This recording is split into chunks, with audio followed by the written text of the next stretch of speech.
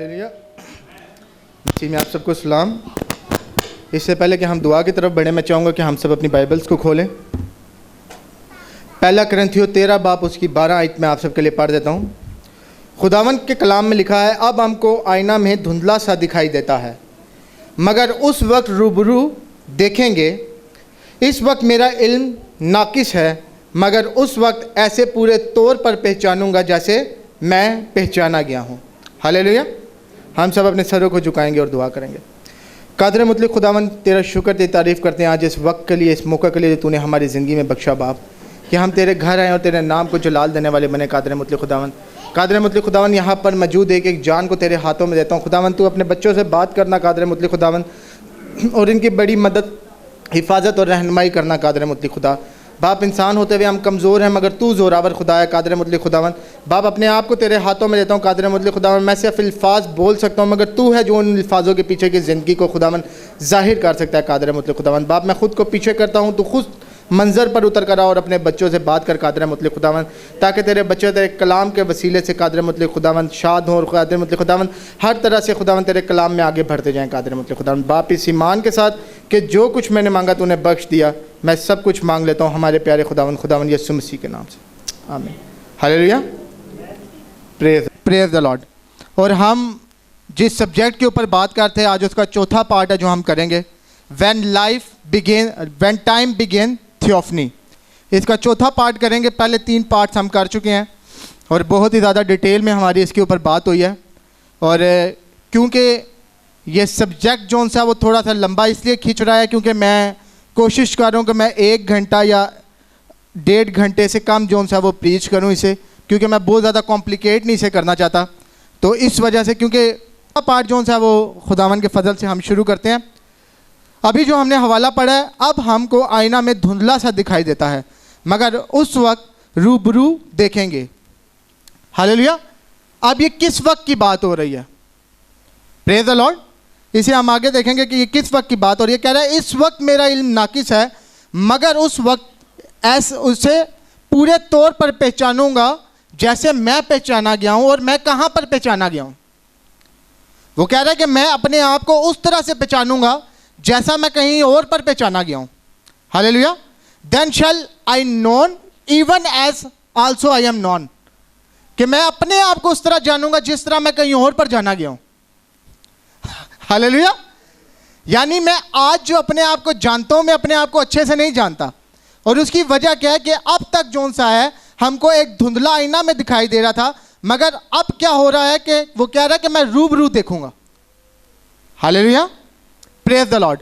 और जब आप कलीसियाई ज़मानों में जाते हैं तो आप देखते हैं कि कलीसियाई ज़मानों में एक अंधेरा है और वो धुंध है, वो धुंधलापन है जिससे हम देख नहीं पा रहे कि हम असल में क्या हैं। हालेलुया। मगर जब हमारा वक्त आया, ये आखिरी ज़माना, जब कलाम पूरे तरीके से जाहिर हो गया, तो फिर क्या हुआ कि हम उसी खुदा के साथ रूबरू हो गए। हालेलुया। अब ये कलाम अपनी पूरी मामूरी के साथ जाहिर हो गया है। हालेलुया। पहले जो चीज़ हमें धुंधली दिखाई देती थी, आज खुदा ने इस कलाम के, इस मैसेज के वसीला से वो चीज़ें हम पर जाहिर कर दी हैं। Praise the Lord. If I shall understand as I am known, कि मैं उस तरह पहचानूंगा जिस तरह मैं पहचाना गया। Then in what way I am known by God. तो वो किस बारे में बात कर रहा है कि जिस तरह खुदा मुझे पहचानता, मैं अपने आप को उस तरह पहचानूंगा। हालेलुया। जिस तरह उसने मुझे पहचाना है। Praise the Lord. और पालूर रसूल जब ये बात कर रहा है, पालूर रसूल ये बात जानता है कि अभी तक जिस जगह पर मैं हूं, मैं धुंधला हूं, मुझे कलाम की उस तरह से मुकम्मल समझ नहीं है। मगर वो कह रहा है कि एक वक्त ऐसा होगा जब हम रूबरू देखेंगे, और वो हमारे वक्त की बात कर रहा है जब कलाम मुकम्मल तौर पर जाहिर हो गया। हालेलुया। और फिर वो कह रहा है प्रेज द लॉर्ड, तभी हम जानते हैं कि दुल्हन के पास क्या इख्तियार है या दुल्हन के पास क्या पावर है, क्योंकि अब हम अपने आप को उस तरह पहचानना शुरू हो गए जिस तरह खुदा हमें पहचान रहा है। हालेलुया। वो कह रहा है मैं उस तरह पहचानूंगा अपने आप को जिस तरह मैं पहचाना गया। कहाँ पहचाना गया? आसमान पर, खुदा की नज़र में। Hallelujah. Praise the Lord. So ये मेरे थॉट्स हैं जो मैंने आसानी के लिए जो सा वो अपने नोट्स में लिखे हैं। So the end time message is shown to you how God sees you. तो अब ये आखिरी वक्त के पैगाम ने आपको क्या दिखाया है कि खुदा आपको किस तरह से देखता है। And face to face is a reflection of clear understanding, कि ये रूबरू जोन सा है हम उसको देखेंगे। इसका असल मकसद क्या है, इसका असल मतलब क्या है कि हमारी जो अंडरस्टैंडिंग है, हमारी कलाम को जो लेकर समझ है, वो बिल्कुल क्लियर हो जाएगी। हालेलुया, उसमें किसी किस्म की कमी नहीं रहेगी, क्योंकि ब्रदर ब्रैनम कहते हैं कि ये वो वक्त है जिसमें मसीह ने अपने आप को मुकम्मल तौर पर जाहिर किया है। वो पार्शली जाहिर नहीं हुआ, उसने कुछ हिस्सा जाहिर नहीं किया। प्रेज द लॉर्ड, आमीन। तो जब वो अपने आप को पूरे तरीके से जाहिर कर रहा है, प्रेज द लॉर्ड, तो वो क्या कर रहा है कि हमारी आंखों के आगे जो धुंधलापन है वो खत्म कर रहा है। Praise the Lord. और ये धुंधलापन हमें बाइबल में कहां पर नजर आता है कि जब यूहन्ना 9 बाप उसकी 11 आयत में अगर आप पढ़ें अपने टाइम पे, तो यीशु मसीह एक अंधे शख्स की आंखों पर जो सा वो मिट्टी लगाता है। हालेलुया। और उसे कहता है कि सलोम के पूल पे जा और वहां पे इसे धो ले। वहां पे मेरे ख्याल में शलूख लिखा हुआ है, हाँ शलूख, वहां पर जा और उसे धो ले। अब वो जहां पर जा रहा है, उस पानी का इस्तेमाल कर रहा है, वो पानी उसके लिए क्या है? हालेलुया। वो पानी जोन से उसके लिए रूबरू होना है, क्योंकि अब उसकी आंखें खुल गई हैं और वो दुनिया को देख सकता है। Praise the Lord. इसी तरह जब हम अंधे थे, हालेलुया, ये कलाम हमारे पास आया ताकि हम इससे अपनी आंखों को धोएं और हम देख सकें और हम अपने आप को उस तरह पहचान सकें जैसे मैं पहचाना गया, कहां पर? खुदा की नजर में। Praise the Lord. अय्यूब ये नहीं जानता था, जब खुदा शैतान को कह रहा है कि क्या तूने मेरे बंदा अय्यूब की तरफ देखा है कि ये कितना रास्तबाज और कामिल है। अय्यूब नहीं जानता कि वो कितना रास्तबाज है या कामिल है। उसे नहीं पता कि खुदा मुझे किस तरह देख रहा है या खुदा मुझे कितना रास्तबाज समझता है। हालेलुया। मगर खुदा जब उसे देख रहा है, वो कह रहा है मेरे बंदा अय्यूब पर नजर कर, वो कितना रास्तबाज है। हालेलुया। मगर आज जब ये चीज़ें हम पर जाहिर हुई हैं, ये आखिरी वक्त का पैगाम हम पर जाहिर हुआ है, तो हमने देखा कि खुदा अय्यूब को जिस तरह देख रहा है, हमें भी उसी तरह देख रहा है। इससे फ़र्क नहीं पड़ता कि हम अभी क्या हैं। हालेलुया। मगर वो क्या कह रहा है कि मैं उस तरह अपने आप को पहचानूंगा जिस तरह मैं पहचाना गया। Hallelujah. The veil has been lifted between you and God. तो क्या हुआ है कि जब आपकी आंखें खुली हैं, तो आपके और खुदा के दरमियान में जो पर्दा था वो हटा दिया गया। You come to your real self, और आप अपनी असल हालत में, अपनी असल पहचान में आ गए। हालेलुया। तो जो कलीसियाई ज़मानों में जो कन्फ्यूजन्स थी, आज वो कन्फ्यूजन्स नहीं रही। कलीसियाई ज़मानों में जो कलाम मुकम्मल तौर पर जाहिर नहीं हुआ था, अब ऐसा नहीं रहा। हालेलुया। अब कलाम अपने पूरे ज़ोर शोर से जो सा आपके ऊपर जाहिर हो गया, और आप जान चुके हैं कि दुल्हन का मुकाम क्या है कलाम के अंदर। हालेलुया। और अगर आप थियोफनी देखें, आपको पूरी बाइबल में जो सा उसका नजर आएगा कि थियोफनी जो है दुल्हन की, प्रेज द लॉर्ड, जो दुल्हन की थियोफनी है वो हमेशा से मसीह का हिस्सा रही है। हालेलुया। आप पैदाइश की किताब उसके 26-27 आज पढ़े, वहां पे क्या लिखा हुआ है कि खुदा ने इंसान को नर और नारी पैदा किया। हालेलुया। एक्सोडस में जब आपके जाके 7 गोल्डन कैंडल स्टिक्स के बारे में पढ़ते हैं, यानी 7 चिराग दानों के बारे में, खुरूज में जाकर, तो वहां पर जब आप इंग्लिश में जाके पढ़ेंगे, तो वहां पर हर उसकी चीज के साथ जो उस पर लगी हुई है, उसके साथ हिज का लफ्ज इस्तेमाल हो रहा है। हिज मतलब मर्द के लिए इस्तेमाल हो रहा है।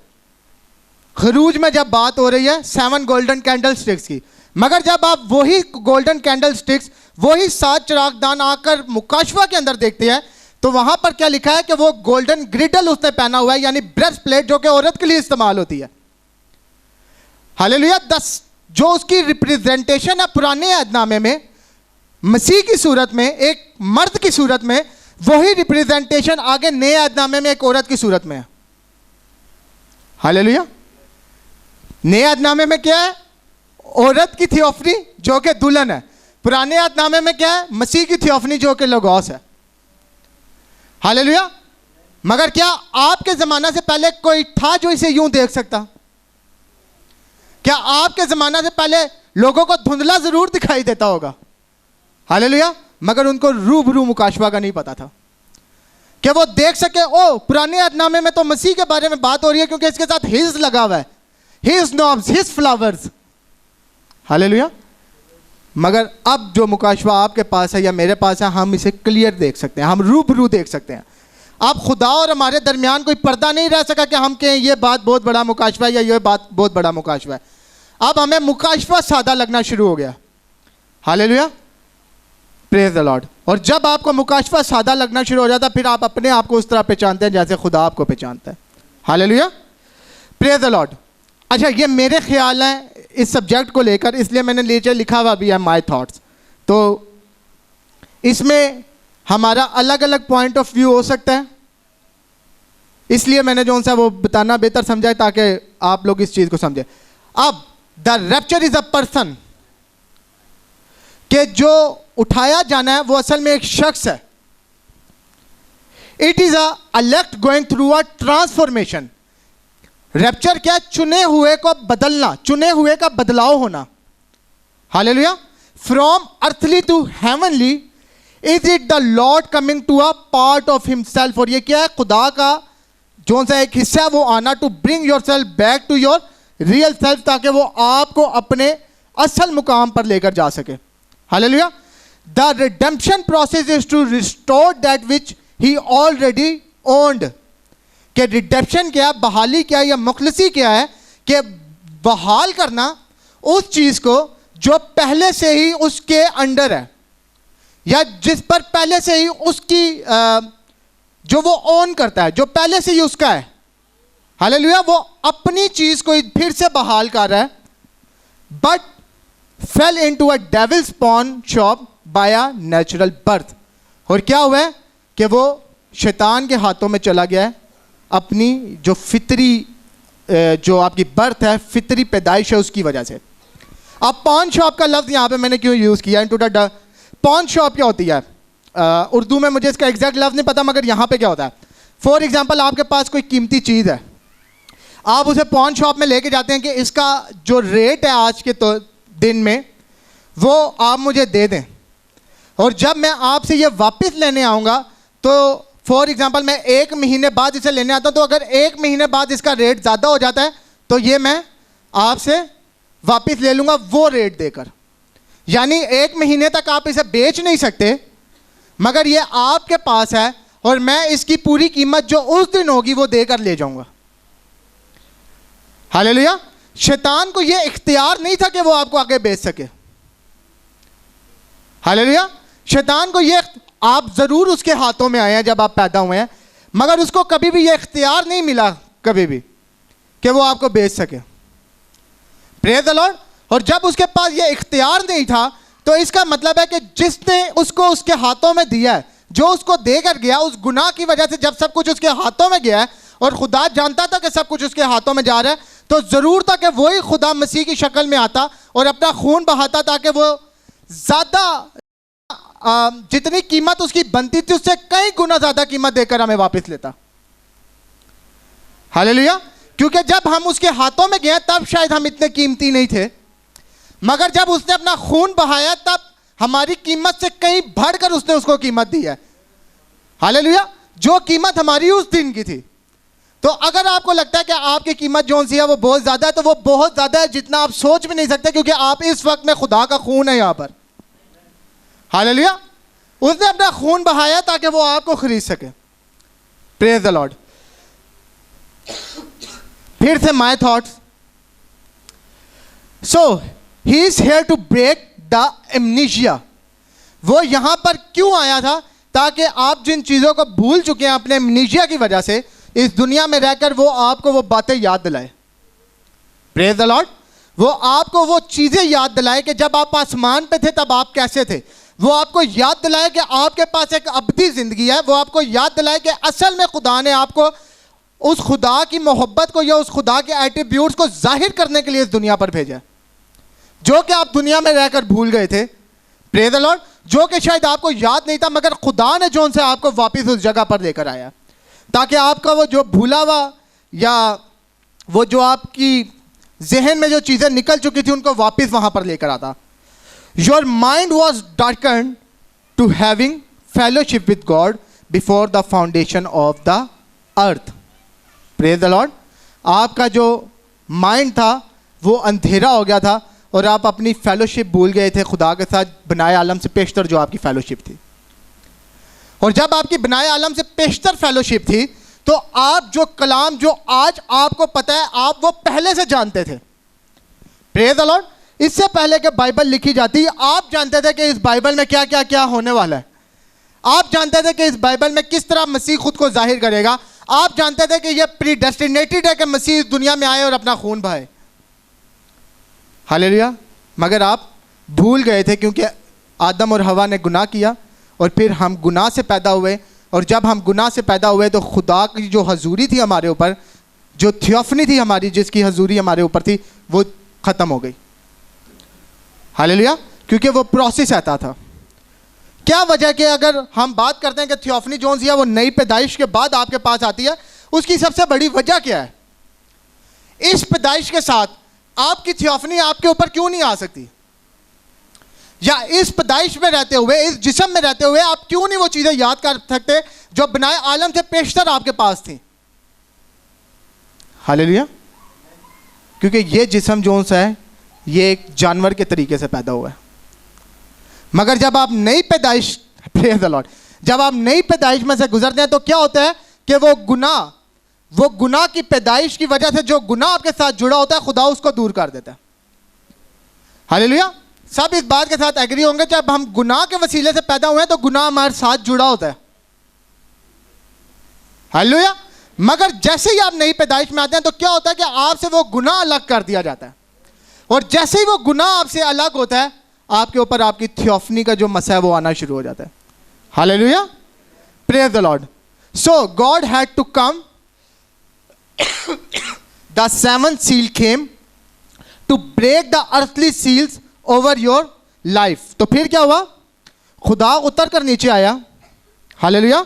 सातवीं मोहर उतर कर नीचे आई ताकि आपके ऊपर ये दुनिया की जो मोहर लगी है इसको तोड़ सके, जो आपकी जिंदगी के ऊपर इस दुनिया की मोहर लगी हुई है। और अगर आप इसकी एग्जाम्पल देखना चाहते हैं कि ये कहां पर हुआ है बाइबल में, तो आप सामरी औरत का वाकया पढ़ें। सामरी औरत के पास जब गया खुदा, हालेलुया, और उससे जब वो बातचीत कर रहा है तो वो असल में क्या कर रहा है? उसके ऊपर जो दुनिया की मोहर है या जो दुनिया का गुनाह है वो हटाना शुरू हो गया। उसके ऊपर से वो सील्स, वो जो मोहरें थी उसके ऊपर दुनिया की लगी हुई, वो तोड़ है। हालेलुया। और जब उसके ऊपर से मोहरें टूटी तो क्या उसने पहचाना कि जो मेरे सामने खड़ा है वो कौन है?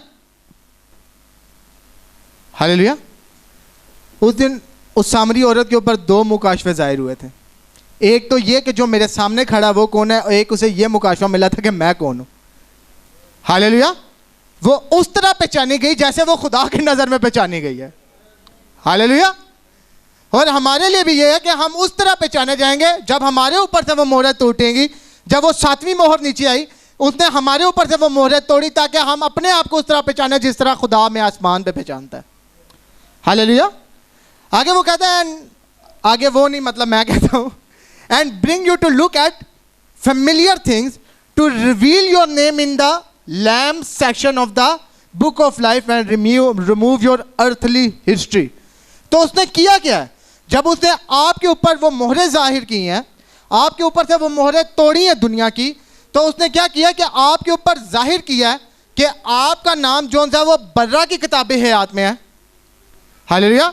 किताबे हयात का जो ये हिस्सा है बर्रा की किताबे हयात वाला, उसमें आपका नाम है।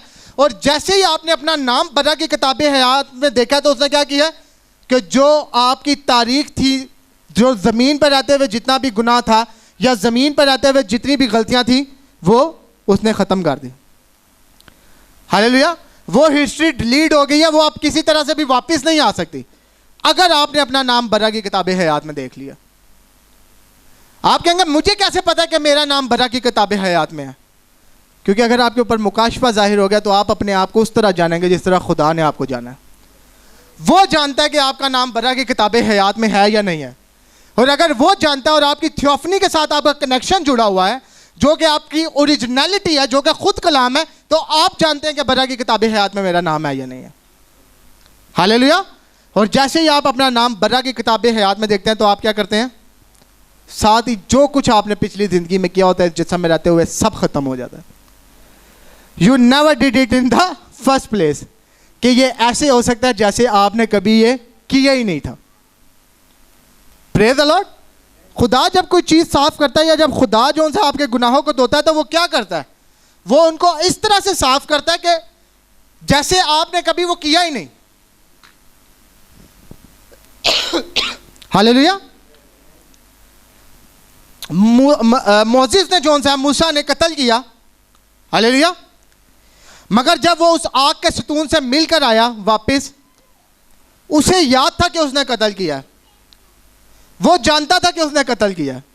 उसके साथ कुछ लोग भी थे जो जानते थे कि उसने कत्ल किया है, मगर खुदा जो उनसे है वो उसे उस तरह देखता था जैसे इसने कुछ किया ही नहीं है। तो फर्क किस चीज से पड़ता है कि खुदा आपको किस तरह से देख रहा है। Thank you. तो फर्क किस चीज से पड़ता है कि खुदा आपको किस तरह से देख रहा है, खुदा आपको किस तरह से जो सा वो जानता है। क्योंकि आपके लिए यह जरूरी है कि आप ये देखें कि खुदा आपको किस तरह से जान रहा है। हालेलुया। क्योंकि वो कह रहे हैं कि पहले वो वक्त था जब हमें धुंधला दिखाई देता था, मगर अब हम रूबरू देखेंगे। प्रेज द लॉर्ड, आमेन। तो हम काफी देर से जो सा वो थियोफनी के ऊपर बात कर रहे हैं, और थियोफनी जो इंसान है वो बना रूह बदन जान से। इसके ऊपर पास साहब और भाई कई दफ़ा बात कर चुके हैं, मगर मैं जिस बारे में बात करना चाहता हूँ, मैं ये बात करना चाहता हूँ कि आपकी जो थियोफनी है उसका ताल्लुक जो है वो ना आपके बदन के साथ है ना आपकी रूह के साथ है। बागे अदन में जब आदम और हवा के पास उनकी थियोफनी थी तो उसका ताल्लुक कहाँ पे था? उनके बदनों के साथ। उनके ऊपर जो सी है वो थियोफनी की हजूरी थी, उनके ऊपर उनकी थियोफनी थी, और जब उनकी थियोफनी उनके ऊपर थी तो उन्हें उस थियोफनी में से निकाल लिया गया। मगर आज जब आपकी थियोफनी आपके ऊपर जाहिर होती है तो वो आपके जिस्म के ऊपर जाहिर नहीं होती, वो आपकी रूह के ऊपर जाहिर नहीं होती, बल्कि वो आपके अंदरूनी से अंदरूनी हिस्से आपकी सोल के ऊपर जाहिर होती है। हालेलुया। वो आपकी सोल है जिसको एक्टिवेट करती है। Praise the Lord. इसीलिए ब्रदर ब्रैनम कहते हैं कि जब आप खुदा को कबूल कर लेते हैं और आप उस पर ईमान रख पाते हैं तो आपकी जो सोल है वो हेड करना शुरू हो जाती है। वो जो से हेड करती है आपकी स्पिरिट को और आपकी बॉडी को, वो लीड करती है। वो कैसे लीड कर सकती है? Praise the Lord. क्योंकि उसे बनाया इसलिए गया है। अब आपके जिस्म के ऊपर थियोफनी नहीं है, यानी आपके जिस्म से उसे हटाया नहीं जा सकता। आपकी रूह के ऊपर थियोफनी नहीं है कि शैतान आपके जहन को इस्तेमाल करे और आपकी रूह से थियोफनी को हटा दे, बल्कि आप थियोफनी उस जगह पर है जहां पर शैतान का कोई रद्द अमल ही नहीं है। अंदरूनी से अंदरूनी हिस्से में जहां पर वो चाहकर भी नहीं जा सकता। हालेलुया। जहां पर अगर किसी शख्स में कोई गलती भी है वो वहां पर जाएगा तो मारा जाएगा, तो शैतान तो हरगिज नहीं घुस सकता उधर। क्यों? क्योंकि जब वहां पर खुदा मौजूद होता है तो वहां पर खुद शिकायना ग्लोरी उतरी होती है। हालेलुया। और शैतान कभी भी शिकायना ग्लोरी के आगे नहीं खड़ा हो सकता। Praise the Lord. क्या होता था कि काइनों के साथ रस्सियां बांध के, घंटियां बांध के क्यों बेचते थे? कि अगर इसमें कोई गलती है तो ये मारा जाएगा। तो जहां पर एक इंसान अपनी गलती रख के नहीं जा सकता वहां पे शैतान जा सकता है। Praise the Lord. इसीलिए ब्रदर ब्रैनम ने कहा कि या तो आपकी सोल में फेथ हो सकता है या डाउट हो सकता है। ये दोनों चीज़ें अलग नहीं होती, या ये दोनों चीज़ें एक साथ नहीं होती। और अगर तो आपके जो सोल में फेथ है, हालेलुया, तो फिर वहां पर शिकायना ग्लोरी खुद उतरी हुई है। अब आपकी सोल को तबाह नहीं किया जा सकता। शैतान जो मर्जी कर ले आपको गिरा नहीं सकता। मगर अगर उसमें डाउट है तो वो पहले से ही शैतान के हाथ में दे दी है, वो पहले से ही उसके पास है। हालेलुया। और ये हमारा जिस्म जो सा ये हैकल की तस्वीर है ना, रूह, बदन, रूह और जान। तो अब अगर ये हैकल की तस्वीर है तो हम ये भी सोच सकते हैं ना कि अगर हैकल में जो से अंदरूनी हिस्सा खुदा के लिए था, तो जो दुनियावी लोग हैं उनका अंदरूनी से अंदरूनी हिस्सा शैतान के लिए क्यों है? एक सवाल हमारे लिए ज़हन में पैदा हो सकता है ना।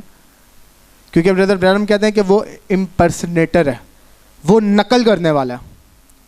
अगर खुदा जो है वो अंदरूनी से अंदरूनी हिस्से में जाना चाहता है या रहना चाहता है तो वो भी यही चाहता है।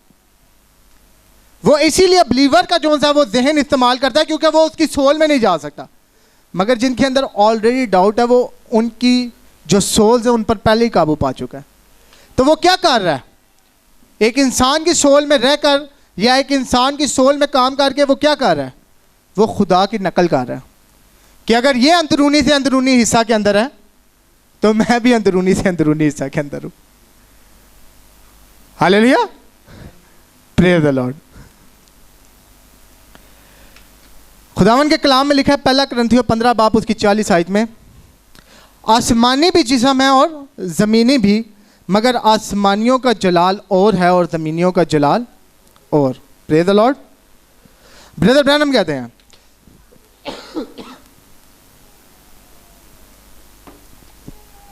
"54 question and answers part 1.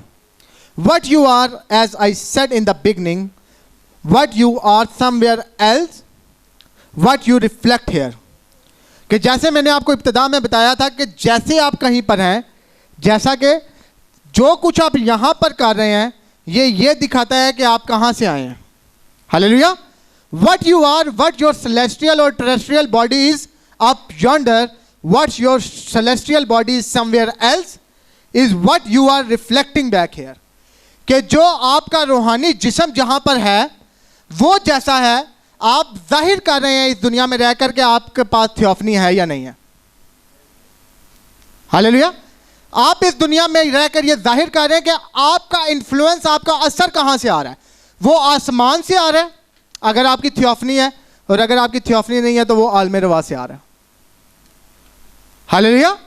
यानी जो कुछ आप यहां पे कर रहे हैं ये खुदा के आसमान को या उस आसमान को आप यहां पर रिप्रेजेंट कर रहे हैं।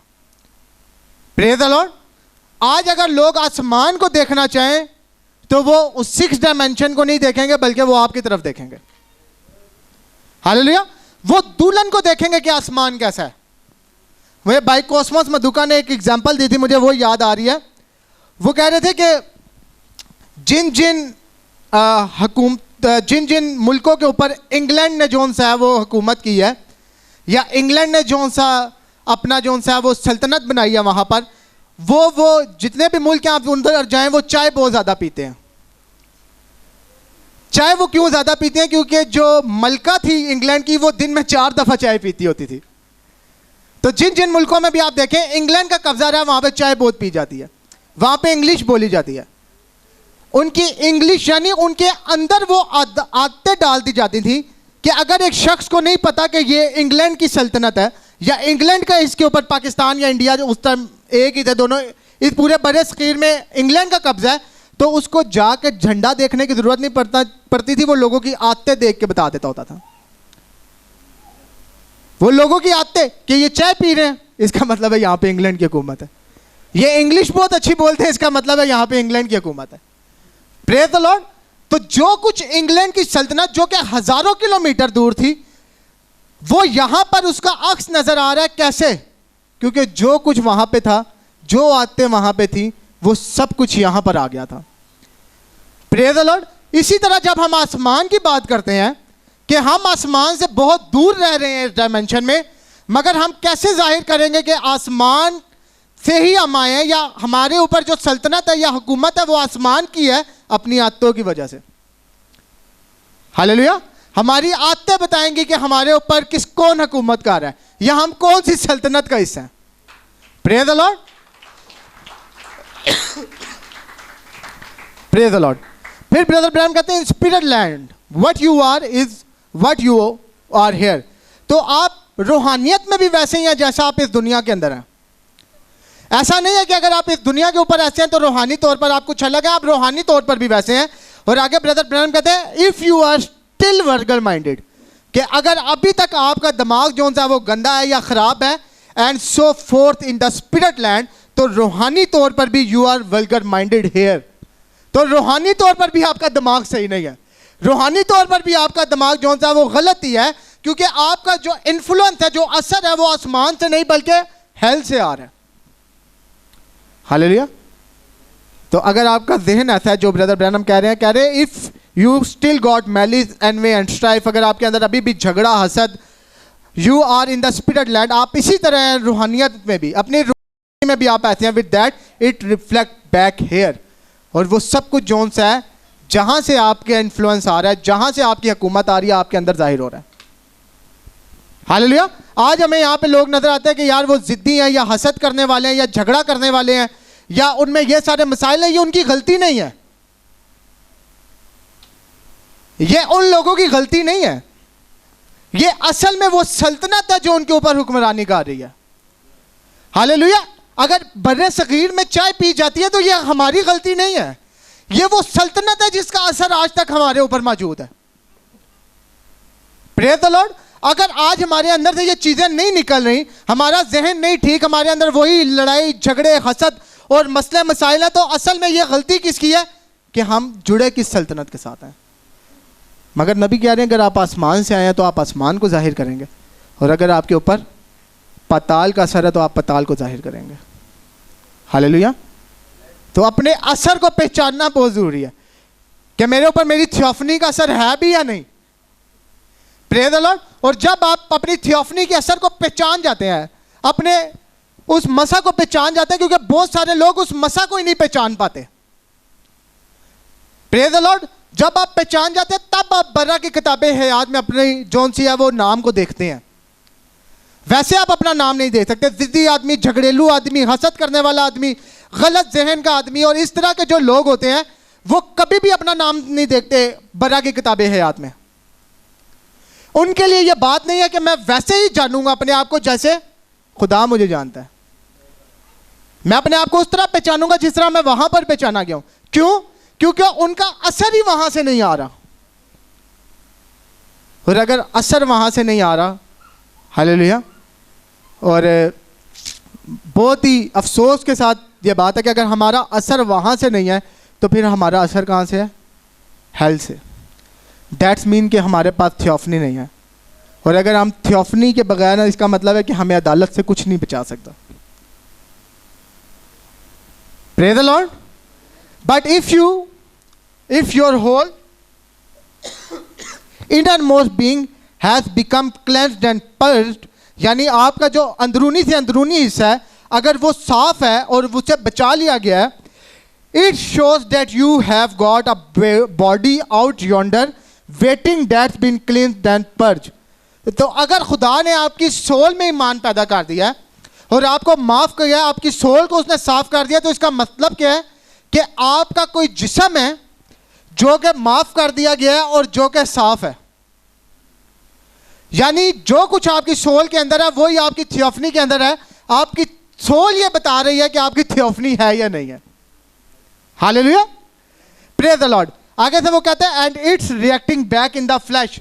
और जैसे आप थियोफनी में हैं वैसे आप सोल में हैं, और आप जैसे सोल से हैं उसका अक्स आपके जिस्म से जाहिर हो रहा है। हालेलुया। ये बात नबी कह रहे हैं कि जैसे आप आसमान पर हैं, यानी जैसे आप थियोफनी पे हैं, वैसे आपका इनर मोस्ट पार्ट आपकी सोल है, और जैसी आपकी सोल है वैसा आपका जिस्म है। इसका मतलब है कि ब्रदर ब्रैनम ने जो चीजें बताई हैं, जो कि इस तरह का इंसान जिसमें झगड़ा हसद और ये सारे मसाइल हैं, हालेलुया, इसका क्या मतलब है कि वो आसमान पर उसकी कोई रिप्रेजेंटेशन नहीं है, उसके सोल के अंदर फेथ नहीं, ईमान नहीं, बल्कि शक है। और वही शक वो समझता है कि मैं इस कलाम को मानता हूं, मगर वो इस कलाम को नहीं मानता क्योंकि उसका जिस्म बता रहा है कि वो इस कलाम को नहीं मानता। हालेलुया। वो समझ रहा है कि मेरा इस कलाम के ऊपर ईमान है, मगर उसका जिस्म बता रहा है कि मेरा इस कलाम के ऊपर ईमान नहीं है। Praise the Lord. Brother Branham कह रहे हैं कि जिस तरह आप अंदर से हैं वैसा आपका जिस्म जाहिर करेगा, आपका ये गोश्त जाहिर करेगा कि आप कैसे हैं। अगर आप ईमानदार हैं तो वो कहां पर साबित होगा?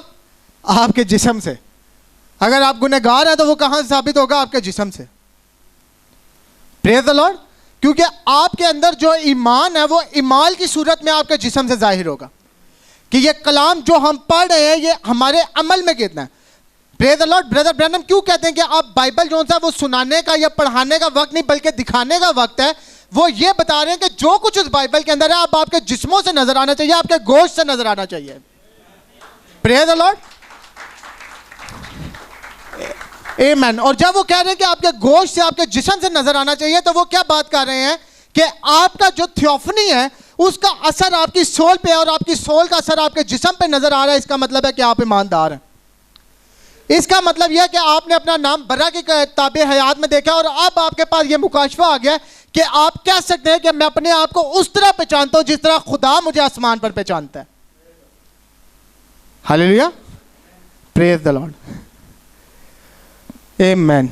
डायमेंशंस के बारे में हम बहुत दफ़ा बात कर चुके हैं, तो हम वैसे ही इसे टच करेंगे थोड़ा सा, क्योंकि थियोफनी को समझने के लिए आपको डायमेंशन को समझना बहुत ज़्यादा ज़रूरी होता है। बगैर डायमेंशंस को समझे आप थियोफनी को नहीं समझ सकते, क्योंकि ये डायमेंशंस जो सी हैं, ये जो थियोफनी है ये 6 डायमेंशन की जो रीजन ऑफ द सेंट्स है उनकी जगह है, उनके रहने की जगह है। Praise the Lord. अब हम इंसान होते हुए हम कहाँ पर रह रहे हैं? फर्स्ट, सेकंड और थर्ड डायमेंशन में। Praise the Lord. और जब हम इन 3 डायमेंशंस के अंदर रह रहे हैं, वैसे हम 4 के अंदर रह रहे हैं, मगर मैं इन 3 के ऊपर ज़्यादा बात करूंगा कि हम इन 3 डायमेंशन के अंदर रह रहे हैं, तो हमारे जिस्म का जो ताल्लुक है वो इस डायमेंशन के साथ है। अगर यह डाइस लकड़ी का ना हो तो मैं इसे हाथ नहीं लगा सकूंगा। अगर यह किसी रूहानी चीज का बना हुआ है तो मेरा हाथ शायद आर पार निकल जाए। या मेरा जिस्म अगर इस गोश्त का नहीं है, उन मॉलिक्यूल्स का नहीं है जिससे यह बना हुआ है, या उन एलिमेंट्स का नहीं है जो एलिमेंट्स इस दुनिया के ऊपर है, मैं इन चीजों को हाथ नहीं लगा सकूंगा, मैं इनको छू नहीं सकता। क्यों? क्योंकि जो एलिमेंट इस 3 डायमेंशन के अंदर इस्तेमाल हुए हैं वही एलिमेंट्स आपके जिस्म के अंदर भी इस्तेमाल हुए हैं। जो मैटर इन सारी चीजों में इस्तेमाल हुआ है वही एलिमेंट्स आपके अंदर इस्तेमाल हुए हैं। दैट्स वाई आपका ताल्लुक जो सा वो इस डायमेंशन के साथ बन गया, आपके इस जिस्म का। हालेलुया। और जब आपका इस डायमेंशन के साथ है ताल्लुक, तो गुनाह के बाद क्या हुआ है कि गुनाह से पहले जो सा है वो 5th डायमेंशन के दरवाजे बंद थे, क्योंकि 5th डायमेंशन एक जगह तक महदूद था। हालेलुया। 5th डायमेंशन कहां तक था? Satan himself and hell. 5th dimension में शैतान खुद था और डीमंस, उसके जो गिराए हुए फरिश्ते थे उसके साथ के वो थे। Souls of the unjust in prison, कि जो लोग गुनहगार हैं उनकी जो सी सोल्स हैं वो कैद खाना में थी, मगर उस वक्त तक जब तक गुनाह नहीं हुआ ये हिस्सा नहीं मौजूद था। हालेलुया। क्योंकि इस हिस्सा के मौजूद होने के लिए, प्रेज द लॉर्ड, जरूर था कि गुनाह होता पहले, और जब गुनाह हुआ तब ये हिस्सा बनाया गया। Praise the Lord. डायमेंशन असल में क्या? डायमेंशन एक माहौल है। तो जब तक गुनाह नहीं है तो गुनाह के माहौल वाली जो सी डायमेंशन है या जो हिस्सा है वो नहीं है। Praise the Lord. ये डायमेंशन हमेशा से नहीं थी। जब खुदा ने अपने आप को जाहिर किया एलोहीम के तौर पर, प्रेज द लॉर्ड, अगर आपने ब्रदर ब्रैनम के मैसेजेस पढ़े हैं तो आपको पता होगा कि एलोहीम भी जाहिर हुआ है। एलोहीम से पहले हम जानते भी नहीं कि एलोहीम से पहले क्या था। क्यों नहीं जानते कि एलोहीम भी जो है वो जाहिर हुआ है किस चीज में? 7 रंगों के अंदर। और स्पिरिट का कोई रंग नहीं होता। जब एलोहीम जो है वो जाहिर हुआ है तो एलोहीम के जाहिर होते साथ ही जो सा एक माहौल उसके आसपास आ गया जिसको हम 7 डायमेंशन कहते हैं। हालेलुया। फिर आसमान के ऊपर जंग होती है, लूसीफर और उसके फरिश्तों को नीचे गिराया जाता है। जैसे ही वो जंग में हार कर नीचे आते हैं तो हेल बन जाता है। क्यों? क्योंकि वो नीचे आ गए तो वो माहौल उनके आसपास है। Praise the Lord. फिर जब इंसान को एक 26 के अंदर बनाया जाता है, हालेलुया, ब्रदर ब्रैनम कहते हैं कि वो एंजल था, उस वक्त फरिश्ता था, वो खुद लोगास था, क्योंकि वो खुदा की सूरत और शबीह पर पैदा हुआ है। तो जैसे ही उसे पैदा किया गया, जैसे ही वहां पे एक 26 में कहा गया कि खुदा ने इंसान को अपनी सूरत और शबीह पर बनाया, और जैसे ही वो खुदा की जो नबूवत थी वो अपनी हालत में आई, वो जाहिरी हालत में आई, मैनिफेस्टेशन में आई, तो 6 डायमेंशन बन गई। हालेलुया। डायमेंशन का ताल्लुक माहौल के साथ है। Praise the Lord. तो अगर आप या मैं यहां पर नहीं होते, इस माहौल के अंदर ना होते, तो ये हमारी डायमेंशन ना होती। Praise the Lord. अब जब आपको ये समझ आओगे कि डायमेंशन जोन सी है वो एक माहौल के साथ है, और इसका ताल्लुक जोन सा है वो जैसे इंसान का ताल्लुक जोन सा वो पहली, दूसरी, तीसरी डायमेंशन के साथ है। फिर अगर कोई गुनहगार है तो उसका ताल्लुक जोन सा है वो 5वीं डायमेंशन के साथ है। कोई ईमानदार है जिसके पास थियोफनी है, उसका ताल्लुक जोन सा है वो 6ठी डायमेंशन के साथ है। और खुदा का ताल्लुक किसके साथ है? 7वीं डायमेंशन के साथ। Praise the Lord. तो दूसरे अल्फाजों में अगर आप ईमानदार हैं और आपके ऊपर आपकी थियोफनी जाहिर हो गई है, हालेलुया, तो आप रह तो पहली, दूसरी और तीसरी डायमेंशन में रह रहे हैं, मगर आपके ऊपर असर इन डायमेंशंस का नहीं है। हालेलुया। आप रह उन्हीं 3 डायमेंशंस के अंदर रहे हैं, मगर आपका असर जो सा है वो 6ठी डायमेंशन से आ रहा है। तो यानी आप इस दुनिया के ऊपर रह के कह सकते हैं कि मैं 6ठी डायमेंशन की सल्तनत का हिस्सा हूं। हालेलुया। क्योंकि मेरा वहां से असर आ रहा है। Praise the Lord. और जब आप उस माहौल के नीचे आ गए 6ठी डायमेंशन के, तो आप ऑलरेडी रैप्चर के अंदर मौजूद हैं। क्योंकि नबी ने कहा कि आप जो आसमान है वो नीचे नहीं आ रहा, या आप आसमान के ऊपर नहीं जा रहे, आसमान यहां पे मौजूद है। जब वो यहां कह रहे हैं तो वो अंदर की बात कर रहे हैं कि आसमान पर हम नहीं जा रहे, आसमान ऑलरेडी हमारे अंदर मौजूद है। Praise the Lord. क्योंकि वो 6 डायमेंशन का जो असर है, हमारी थियोफनीज का जो असर है, वो हमारी सोल पर आगे पड़ा और हम ऑलरेडी उस रैप्चर के अंदर हैं। Praise the Lord. हम ये कह सकते हैं कि हमारा ये जिस्म अभी तक बदला नहीं, वो अपने वक्त पे बदलेगा, मगर एक ईमानदार अभी इसी वक्त जोन सा है वो रैप्चर में। Praise the Lord. और जब आपके अंदर ये चीज आ जाती है, फिर आप अपने आप को उस तरह पहचानते हैं जिस तरह खुदा आपको पहचानता है, यानी मेरा बंदा रास्तबाज और कामिल है। Praise the Lord. मैं पहले भी ये एग्जांपल दे चुका हूं और मेरी ये फेवरेट एग्जांपल है कि आपकी नजर में ये चीज यहां पर है और ये यहां पर ही पड़ी रहेगी जब तक मैं इसे उठाकर इस जगह पे ना रख दूं। क्यों? क्योंकि आप और मैं एक कानून के अंदर हैं। हमारे लिए पहले ये यहां पर होगी, फिर इसे उठाया जाएगा, इसे चेंज किया जाएगा, यहां पे रखा जाएगा। मगर खुदा के लिए ये कानून नहीं है। खुदा के लिए आप आज यहां पर चर्च में बैठे हुए हैं, मैं आज यहां पर खड़े होकर मनादी कर रहा हूं, मगर आप और मैं आज ही उसके साथ तख्त पे भी बैठे हुए हैं। हालेलुया। क्योंकि जो थियोफनी का असर आपके ऊपर है वो जो, प्रेज द लॉर्ड, आमीन। ब्रदर ब्रैनम कहते हैं कि ये जो कलाम या जो थियोफनी है आपकी, इसका जो असर है वो असल में आपको जो सा वो हायर डायमेंशन में ऑलरेडी लेके जा चुका है। आप इस डायमेंशन में रह जरूर रहे हैं, इन डायमेंशनों में, मगर इनका असर आपके ऊपर नहीं होगा। Praise the Lord. क्योंकि आप रूहानी तौर पर जो है वो 6ठी डायमेंशन के अंदर है। और जब आप 6ठी डायमेंशन के अंदर है, फिर आप कह सकते हैं कि पहले मुझे धुंधला महसूस होता था, धुंधला दिखाई देता था। हालेलुया। मगर अब मैं रूबरू देख रहा हूं। किस चीज को मैं रूबरू देख रहा हूं? उस लोगास को, उस कलाम को। हालेलुया। क्योंकि मैं जिस डायमेंशन में हूं वहां पर असल में कलाम है। हालेलुया। और मैं उसको रूबरू देख रहा हूं। और फिर आप कहेंगे कि मैं अपने आप को उस तरह जानता हूं जिस तरह मैं जाना गया। मैं अपने आप को उस तरह पहचानता हूं जिस तरह खुदा मुझे पहचानता है। हालेलुया। Praise the Lord. फिर से मैंने नीचे लिखा हुआ, आप पढ़ सकते हैं कि ये फिर से मेरे थॉट्स हैं। You were born thinking you were an earthly person finding favour with the heavenly. कि जब आप पैदा हुए तो आपको ऐसा लगता था कि आप इस दुनियावी एक इंसान है और आप जो उनसे वो आसमान पर जाएंगे। Praise the Lord. But now you find out you were always heavenly. मगर आज आपको यह बात समझ आ जानी चाहिए कि आप हमेशा से आसमानी थे, but needing to connect to redemption through an earthly journey. मगर आप ये अर्थली जो सा सफ़र था, ये जो ज़मीनी सफ़र था, इसके ज़रिए से दोबारा बहाल हुए, अपनी मुखलिसी के साथ जुड़े, ताकि आप ये देख सकें कि जैसे खुदा आपको पहचानता है आप अपने आप को पहचानते हैं, कि आप हमेशा से आसमानी थे। हालेलुया। आप आज आसमानी नहीं हुए। हालेलुया। आपको जो सा है वो मखसूस ही आपको प्रीडेस्टिनेट किया गया था कि आप आसमानी हो।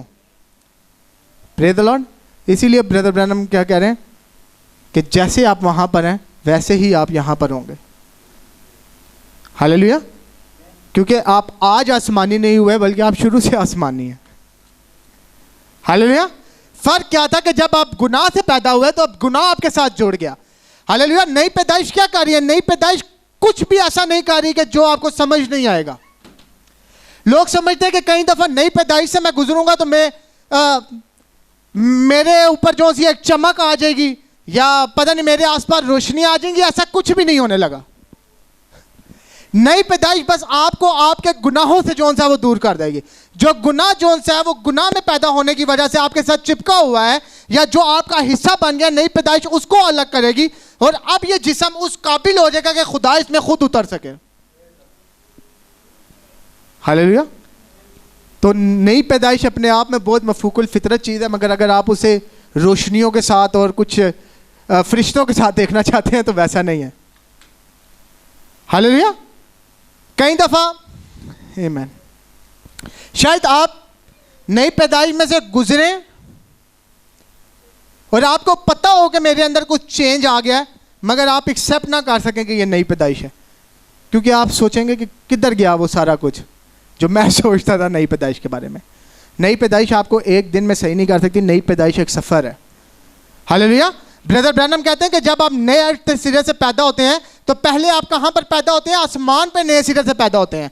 और जब आप आसमान पे नए सिरे से पैदा होते हैं तब आप रूहानी तौर पर बच्चे होते हैं। इसका मतलब कि नए सिरे से पैदा होने के बाद भी आपके अंदर गलतियां होंगी। हालेलुया। नए सिरे से पैदा होना कामलियत नहीं है, मगर नए सिरे से पैदा होने उस पैदाइश के बाद मैच्योरिटी की तरफ जाना कामलियत है। ये भी बच्चा चलना सीखे, मगर जब वो मैच्योरिटी में अपने आ जाए तो वो संभल जाएगा।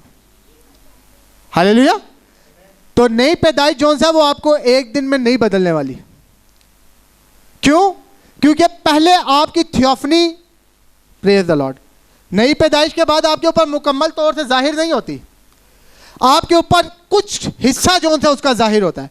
फिर आप और आगे बढ़ते जाते हैं, आपको और तजर्बात मिलते जाते हैं और आपकी थियोफनी आपके ऊपर जाहिर होना शुरू हो जाती है, और उस वक्त आप मुकम्मल कामलियत में आ जाते हैं जब मुकम्मल तौर पर आपकी थियोफनी आपके ऊपर जाहिर हो जाए।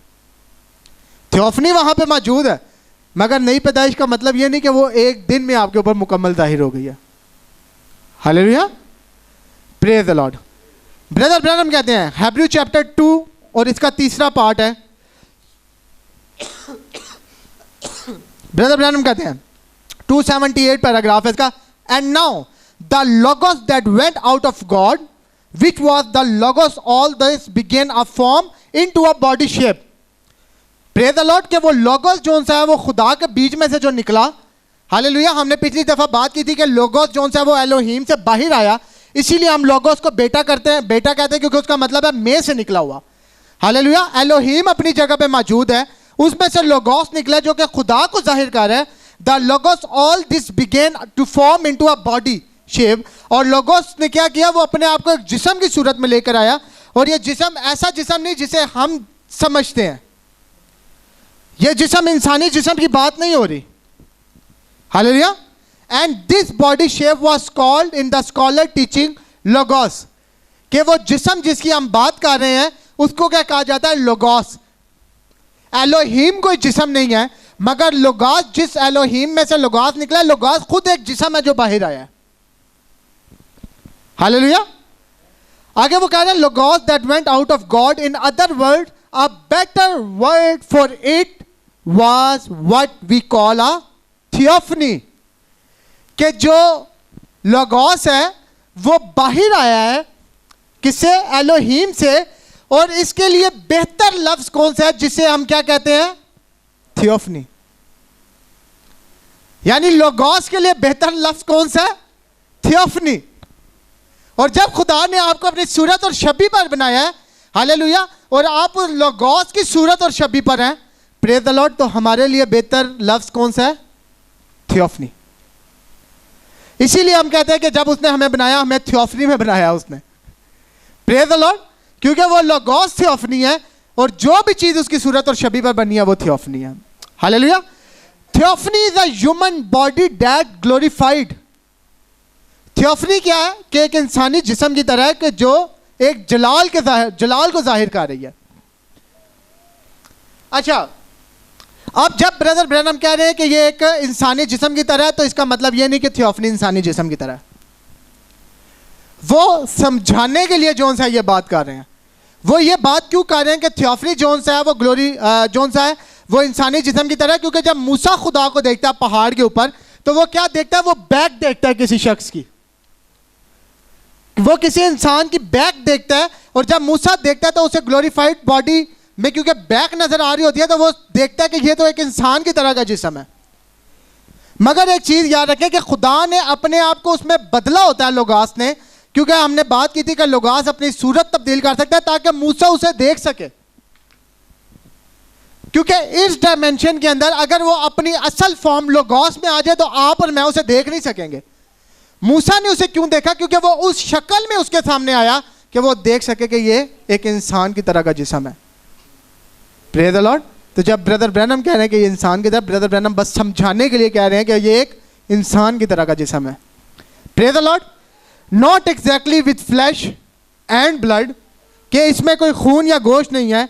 Like it will be in its glorified stage, कि ये अपनी जो सी उस जलाली हालत में है। But it is a form of a human, क्या है ये? इंसान की तरह का जिस्म है। Praise the lord. Body that doesn't eat, ये वो जिस्म है जो खा नहीं सकती। नाइदर डज इट ड्रिंक, ये पीती नहीं। But it's a body that waiting for us as soon as we leave this one, कि ये वो जिस्म है जो हमारा इंतजार कर रही है जैसे ही हम इस जिस्म को छोड़ेंगे। Now in there we enter into a body, कि अब हम यहां पर जो सा है इस बॉडी में दाखिल होंगे। And that's the kind of body that God was for he said, तो इसी तरह के जिस्म में, यानी थियोफनी में खुदा था जब उसने कहा। अब ब्रदर ब्रैनम कह रहे हैं कि खुदा एक जिस्म में था जो कि थियोफनी की तरह का जिस्म था, और फिर उसने कुछ कहा, और उसने क्या कहा वो देखते हैं। Let us make man in our own image and in our likeness, कि हम इंसान को अपनी सूरत और शबी पर पैदा करेंगे। और ब्रदर ब्रैनम क्या कह रहे हैं कि जब खुदा के मुंह से ये अल्फाज निकले तो वो किस हालत में था? थियोफनी की हालत में। हालेलुया। वो थियोफनी, वो लोगोस की हालत में था, वो उस परफेक्ट वर्ड की हालत में था। इसका मतलब है कि जब आप अपनी थियोफनी के साथ जुड़ते हैं तब आप कामिल कलाम की हालत में आ जाते हैं। आपकी सोल में जो सा वो कामिल कलाम उतर आता है। तभी नबी कहते हैं कि जैसे आप वहां पर हैं वैसे ही आप यहां पर हैं। और वो जो चेंज है, वो जो असर है, वो कहां पर नजर आएगा? आपके जिस्म के अंदर। Praise the Lord. आपके जिस्म के अंदर झगड़ा है, इसका मतलब है कि आप आसमानी नहीं है। आपके जिस्म के अंदर हसद है, या दूसरों के मुखालफतें हैं, या हर टाइम जो सा वो गिबत है और दूसरों के खिलाफ बातें करते रहना, आपका असर आसमान से नहीं आ रहा बल्कि वो असर कहीं और से है। Praise the Lord. क्योंकि नबी ने कहा कि जैसा आप इस जिस्म में हैं वैसा आप जाहिर कर रहे हैं कि आपका असर कहां से आ रहा है। दूसरे अल्फाजों में नबी ने कहा कि अगर आपकी सोल के ऊपर आपकी थियोफनी का हिस्सा है, आपके जिस्म से आपकी थियोफनी का असर नजर आएगा। और अगर आपकी सोल के ऊपर जोन सा है वो रेल्म ऑफ डेविल जोन सा है, वो पांचवी डायमेंशन का असर है, तो इसका मतलब है कि आपके जिस्म से नजर आएगा कि आपके ऊपर असर कहां से आ रहा है। Praise the Lord. और अगर अभी तक हमारा असर ठीक नहीं हुआ, अभी तक जो सा हमारे जिस्म से नजर नहीं आना शुरू हुआ कि हमारा असर क्या होना चाहिए, इसका क्या मतलब है? कि अभी तक हम अपनी थियोफनी के साथ नहीं जुड़े। अभी तक हमने अपने आप को उस तरह नहीं देखा जिस तरह खुदा हमें देखता है। Praise the Lord. अब अगर थियोफनी नहीं है किसी की, वो एक अलग बात है, वो एक बिल्कुल अलग चीज है कि इस शख्स की थियोफनी नहीं है। Praise the Lord. मगर जब हम ईमान के साथ बैठे हुए, आपको अपनी थियोफनी का कैसे पता लगेगा कि आपके पास थियोफनी है? जो नबी ने कहा कि आप अपना नाम किताबे बर्रा की किताबे हयात में देखेंगे। Praise the Lord. That's mean कि आप अपनी आंखों से देखेंगे। आप कौन सी आंखों से देखेंगे? हालेलुया। कौन सी आंखों से? आप अपनी इन दो आंखों से देखेंगे। बाइबल कहती है ईमान उम्मीद की हुई चीजों का एतमाद और अनदेखी चीजों का सबूत है। Praise the Lord.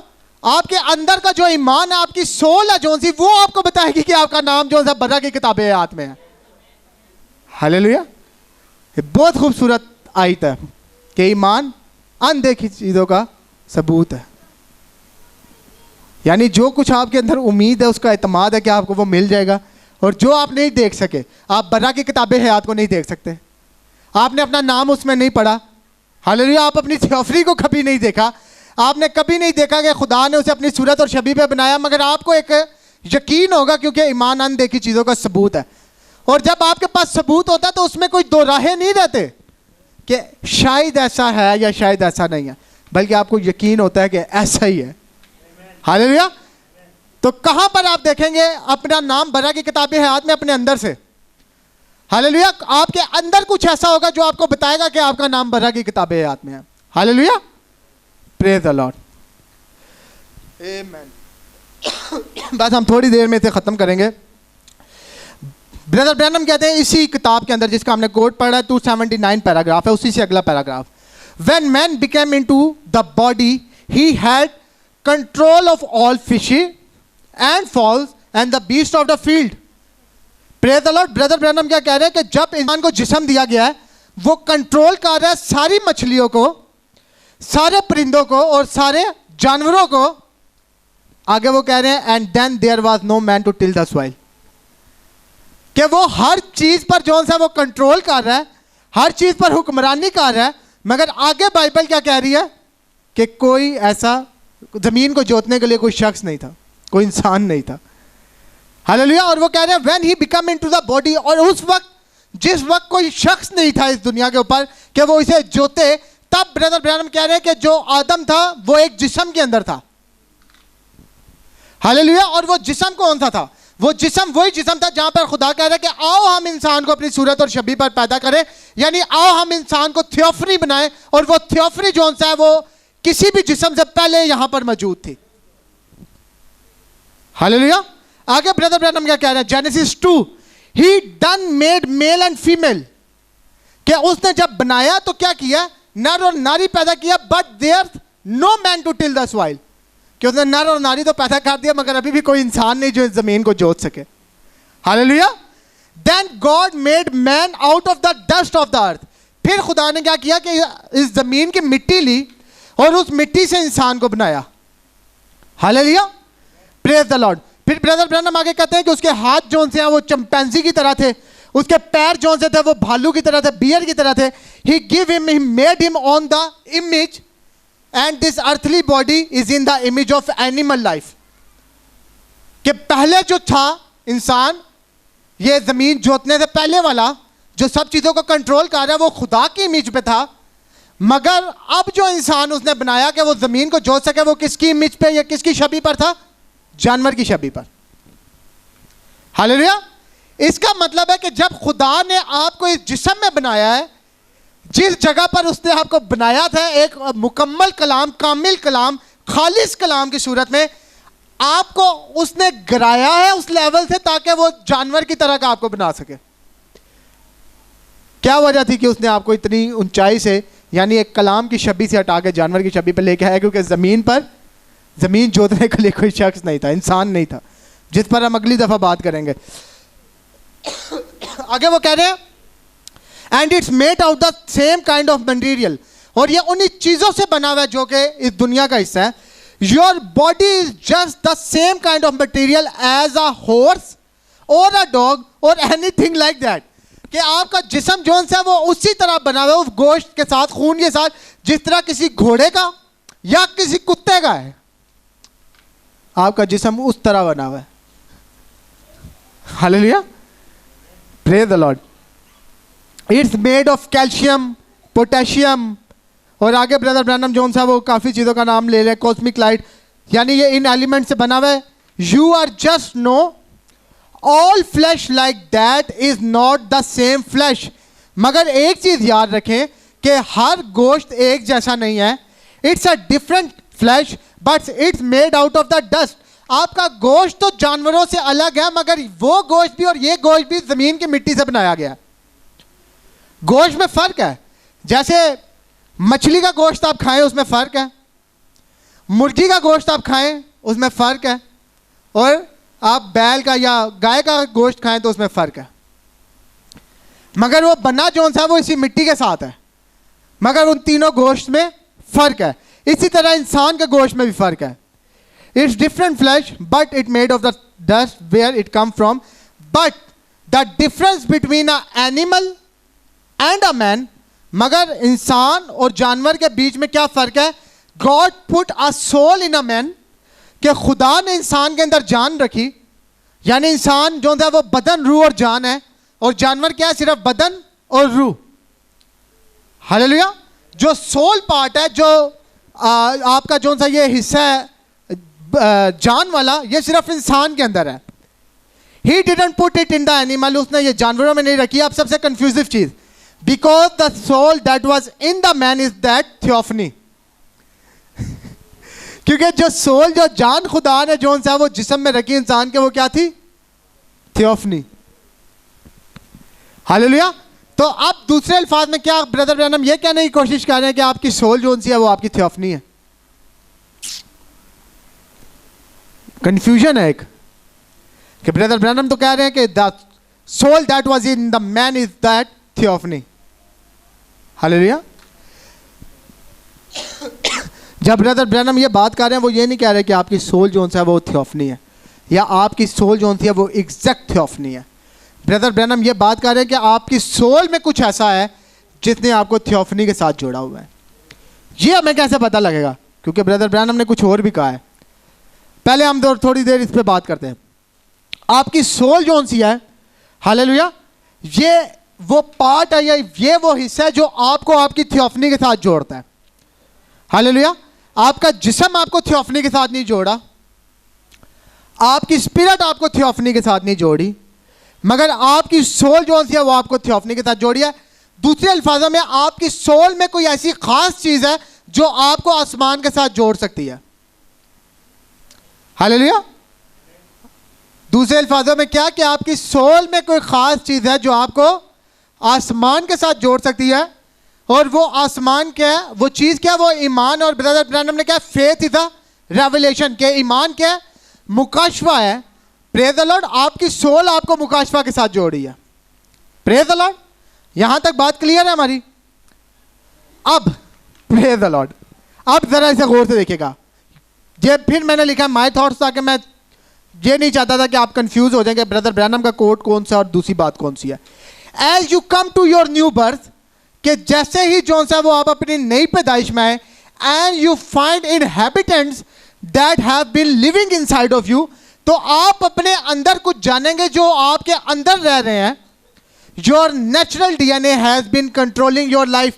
आपको यह पता लगेगा कि आपका जो नेचुरल डीएनए है वो आपकी जिंदगी को कंट्रोल कर रहा है। Now the supernatural come to remove the inhabitants of your natural birth. और आपके अंदर जो है वो कुछ मफूकुल फितरत आएगा जो कि आपको उस इन्फ्लुएंस जो आपके डीएनए की वजह से था उसे खत्म कर देगा। Praise the Lord. And bring you back to your reality, और आपको आपकी असल लेकर आएगा। दूसरे अल्फाजों में ब्रदर ब्रैनम जब कह रहे हैं कि आपकी सोल आपकी थियोफनी है, वो ये कहना चाह रहे हैं कि जब आपकी सोल एक्टिवेट होगी, हालेलुया, और आपका जो डीएनए है जो आपको कंट्रोल कर रहा है, उस डीएनए को खत्म किया जाएगा कि वो आपको कंट्रोल करे, तो आपकी सोल जो सी है वो थियोफनी की तरफ से आपका डीएनए बन जाएगा ताकि वो आपको कंट्रोल कर सके। हालेलुया। यानी आपकी सोल जो सी है वो अब डीएनए के तौर पर काम करेगी, और वो किसका डीएनए होगा? आपकी थियोफनी का डीएनए। Praise the Lord. और जैसे ही आपका थियोफनी का डीएनए एक्टिवेट होगा, फिर आप कहेंगे कि मैं अब अपने आप को उस तरह जानता हूं जिस तरह खुदा मुझे जानता है। हालेलुया। Praise the Lord. बस अब थोड़ा सा रह गया, जरा गौर से सुनिएगा। ब्रदर ब्रैनम क्या कह रहे हैं? God providing way of healing 54 का मैसेज है, पैराग्राफ 29। घर जाके पूरा पढ़िएगा, मैं सिर्फ जो है वो यहां से पढ़ूंगा जहां से मैंने मार्किंग की हुई है। ब्रदर ब्रैनम कहते हैं that's what set it a fire, brother. When you receive it, the revelation, something slip out of the unseen world, yonder coming rolling down through a mystical channel somewhere in your soul. Praise the Lord। कि जब आप मुकाशवा को हासिल करते हैं तो जिस दुनिया को आप नहीं देख सकते, यानी जिस डायमेंशन को आप नहीं देख सकते, 6 डायमेंशन को आप नहीं देख सकते, मगर आपके पास ईमान है, आपके पास मुकाशवा है, तो जब आप कलाम को देखना शुरू करते हैं तो उस डायमेंशन में से कुछ आता है जो कि कहां पर आके गिरता है? आपकी सोल के अंदर, आपके उस डीएनए के अंदर जो आपका हेवनली डीएनए है। हालेलुया। दैट्स से नाउ आई सी इट। और फिर आप कहते हैं कि अब मैं इसे देख सकता हूं। Praise the Lord. दूसरे अल्फाज में ब्रदर ब्रैनम क्या कहना चाह रहे हैं? ब्रदर ब्रैनम कह रहे हैं कि आपकी थियोफनी जब आपकी सोल को एक्टिवेट कर देती है उसका डीएनए, तो डीएनए में क्या चीज होती है? मेडिकल के भी लोग बैठे हुए हैं यहां पे। डीएनए में क्या चीज होती है? आपकी जेनेटिक मेमोरी। यानी आपके जो बड़े थे या आपकी जो पिछली हालतें थी उनकी सारी मेमोरी आपकी डीएनए में है। और जैसे ही आपकी सोल एक्टिवेट होती है तो आपकी हेवनली मेमोरी है वो आपके जिस्म के अंदर काम करना शुरू कर देती है। आपको आसमान की जेनेटिक मेमोरी वापस मिल गई है। जो अमनीशिया की वजह से आप भूल गए थे, वो आपका डीएनए जब चेंज हुआ है इंसानी से रूहानी की तरफ, आपको आपकी मेमोरी वापस मिल गई है। Hallelujah. Praise the Lord. Brother Brian कहते हैं जब आपको मुकाशफा मिल जाता है, जब आप कहते हैं कि ना अब मैं इसे देख सकता हूं, योर आईज ब्राइटन, कि आपकी आंखों में चमक आ जाती है। Your lips that hung down straighten up and smile, और जो आपका चेहरा था जो लटका हुआ था, आपके होंठ लटके हुए थे कि मेरी जिंदगी में बड़े मसाइल हैं, मैं बड़ा परेशान हूं, मेरे साथ बड़ी ज्यादतियां हो रही हैं और पूरी दुनिया जो सी है वो मेरे अकेले के खिलाफ है, आप वो सब कुछ भूल जाएंगे क्योंकि आपके अंदर ईमान है। आपके होंठ सीधे होंगे और आपके चेहरे के ऊपर मुस्कुराहट आ जाएगी। क्यों? क्योंकि आपके पास एक मुकाशवा है, प्रेज द लॉर्ड, कि मैं जिस दुनिया में रह रहा हूं, क्योंकि मैं इस दुनिया का हिस्सा नहीं हूं, इस वजह से ये दुनिया जो सी है वो मेरे खिलाफ है। Praise the Lord. वो क्यों मेरे खिलाफ है? क्योंकि मैं उनसे अलग हूं, मेरे अंदर जो डीएनए है वो उनसे अलग है। वो जब मुझे देखते हैं उन्हें कुछ अजीब नजर आता है। Praise the lord. फकी फरीसियों को यीशु मसीह के साथ क्या मसला था? क्या उन्हें वो अपना नहीं लगता था, उन्हें वो अलग नजर आता था। क्या फकी फरीसियों ने जो सा वो 10 कमांडमेंट्स नहीं पढ़े हुए थे, 10 हुक्म, मगर जब यीशु मसीह 10 हुक्मों की बात करता था तब उन्हें उन्हीं 10 हुक्मों पे जिन पे वो ईमान रखते हैं, जिनके मुताबिक वो चलते हैं, उन पे गुस्सा आ जाता था। बात तो वही वो कर है जो इन्होंने पढ़ी हुई है फकी फरीसियों ने, मगर उसके जिस्म में जो कुछ उसकी थियोफनी में था वो उसके जिस्म में नजर आना शुरू हो गया था। हालेलुया। वो अभी दुनिया का नहीं रहा था। इसी वजह से जब हमारी थियोफनी में जो कुछ है वो यहां पर जिस्म के अंदर नजर आएगा तो हम इस दुनिया के नहीं रहेंगे। दूसरे अल्फाजों में ये दुनिया पूरी आपके खिलाफ हो जाएगी। हालेलुया। और ये ब्रदर ब्रैनम ने कहा, खुदा के नबी ने कहा, praise the lord, every muscle in your body seem to rejoice, और आपके जिस्म में जितने भी मसल है वो खुश नजर आएंगे। Praise the Lord. दूसरे अल्फाजों में आपके हर परेशानी, हर मायूसी, हर नाउमीदी सिर्फ मुकाशवा की वजह से जाती रहेगी, क्योंकि आपको यह याद आ गया कि आप असल में कौन है। हालेलुया। Praise the Lord. आप ये जानते हैं कि आप कौन है, आसमान पे आप कौन है, आप कलाम है। Praise the Lord. That mean कि जब आपको अपनी ताकत का पता लग गया और आपको पता लग गया कि मैं कलाम हूं, तो जो कुछ आप बोल रहे हैं वो कलाम है, और जब आप कुछ बोल रहे हैं और वो कलाम है तो जरूर है कि वो पूरा भी हो। Praise the Lord. हम दुआ करते हैं कि ये चीज मुझे खुदा चाहिए और मैं जानता हूं कि ये चीज पूरी होगी। कैसे हमें पता है? क्योंकि ईमान अनदेखी चीजों का सबूत है।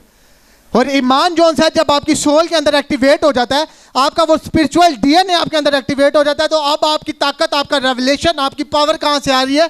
आपकी थियोफनी से। और वो थियोफनी किसकी सूरत और शबीह पर है? खुदा की सूरत और शबीह पर। हालेलुया। फिर लिखा है, बाइबल कहती है, something going to happen, something you don't need to be in the prayer line, you have got it then, कि अब आपके साथ कुछ होगा। अब आपके साथ ये होगा कि जब दुआ के लिए लाइनें लगवाई जाएंगी तो आपको उसमें खड़े होने की जरूरत नहीं पड़ेगी। Praise the Lord. क्योंकि आप अपना मुकाम जान गए, आप अपनी जगह जान गए। हालेलुया। Praise the Lord. आमीन। आपकी सोल जोन सी है, हालेलुया, सेंटर वाला हिस्सा, ये वो जगह है जहां पर खुदा आके मिल रहा है आपको।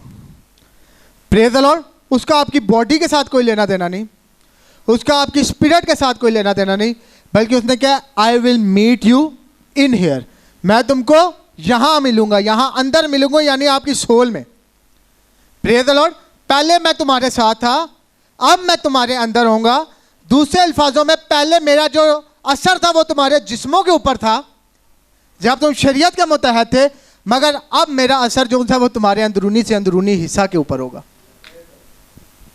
हालेलुया। अब तुम, मेरा असर जो था वो तुम्हारी सोल के ऊपर है और मैं उस सोल में तुमको मिलूंगा। हालेलुया।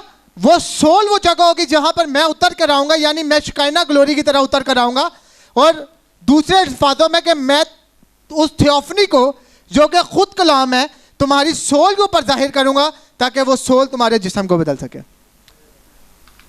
हालेलुया। पहले मैं तुम्हारे साथ था, मैं तुम्हारे अंदर रहूंगा। जब तक तुम मेरे साथ थे तुम्हें मसा से निकाला जा सकता था। Praise the Lord. आदम और हवा के साथ ये हुआ, पुराने अहदनामे में लातदाद दफा ऐसा हुआ, मगर अब जब मैं तुम्हारे अंदर हूं तुम्हें और मुझे कोई जुदा नहीं कर सकता। तभी पालूद रसूल ने कहा कि पहले जो सा है वो आईना की तरह धुंधला महसूस होता था, क्योंकि वो हमारे साथ था और हमें किसी वक्त भी निकाला जा सकता था, मगर अब रूबरू सब कुछ है, क्योंकि अब वो मेरे अंदर है और अब उसे कोई जुदा नहीं कर सकता मेरे अंदर से। Hallelujah, praise the Lord. Brother Branham कहते हैं सवाल और जवाब ऑन हेब्रू पार्ट 3, 824 इसका पैराग्राफ है। वो कहते हैं now if you take a theophany when you are looking at that's a man, कि जब आप थियोफनी की तरफ देखेंगे तो वो आपको ऐसा लगेगा कि एक शख्स खड़ा हुआ है। Now that's we now where we were in the beginning, और जहां पर हम इब्तिदा में थे। Now you do not understand it now, आप इसको अभी समझ नहीं सकते। But you was back there in the beginning that way, मगर आप जो सा इब्तिदा में इसी हालत में थे। किस हालत में? अपनी थियोफनी की हालत में। Hallelujah. when God made man in his image, he made him theophany, कि जब खुदा ने इंसान को अपनी सूरत पर बनाया, अपनी छवि पर बनाया, तो उसने क्या बनाया? उसने उसे थियोफनी बनाया। And he only placed him in the flash, और उसने उसे जिस्म में रखा। When God made man in his image, in his likeness there were, कौन से जिस्म के अंदर रखा? लोगास के अंदर। वो जिस्म क्या है जिसके अंदर खुदा ने पहले इंसान को रखा था? थियोफनी। हालेलुया। आगे वो कहते हैं इन जेनेसिस 2 देयर वर, और Genesis 1:28 I believe it is, there no man till to yet to till the soil, के अभी तक जमीन जोतने के लिए कोई इंसान नहीं था। यानी खुदा ने उसे एक जिस्म में रखा है जो कि थियोफनी है, मगर बाइबल में अभी भी ये लिखा है कि इंसान जमीन जोतने के लिए कोई इंसान नहीं था, क्योंकि वो जो जिस्म था थियोफनी में, उसका ताल्लुक इन एलिमेंट्स के साथ नहीं था। जिन डायमेंशंस की हमने बात की है कि जिन 3 डायमेंशन में हम रह रहे हैं, उसका ताल्लुक इन 3 डायमेंशंस के साथ नहीं था। वो सब कुछ कंट्रोल कर रहा था, मगर वो किसी चीज को छू नहीं सकता था।